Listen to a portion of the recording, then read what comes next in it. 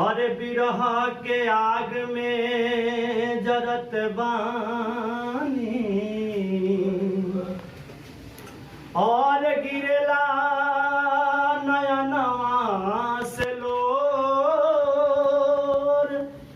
और खाड़ी दुआरिया के चारों देखनी अपिया गईल कलकत्तावा की ओर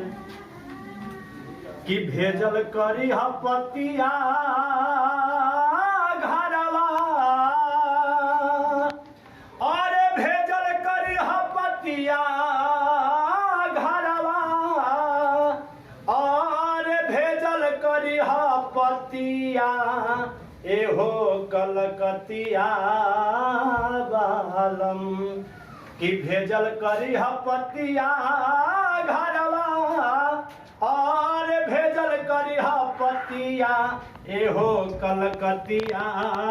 बालम आ कहता निमान जई बतिया एहो कलकतिया बालम कहता निमान जई बतिया एहो कलकतिया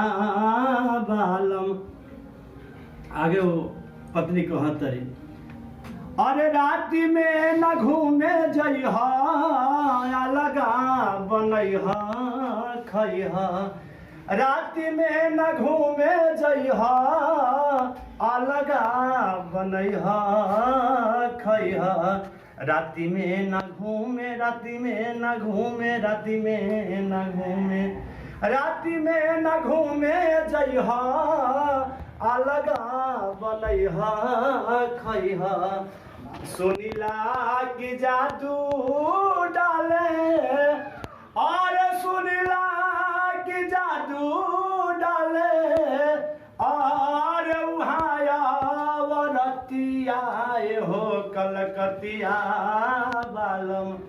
कौन तो हर मार ले मतिया एहो कलकतिया बालम कौन तो हर मार ले बतिया एहो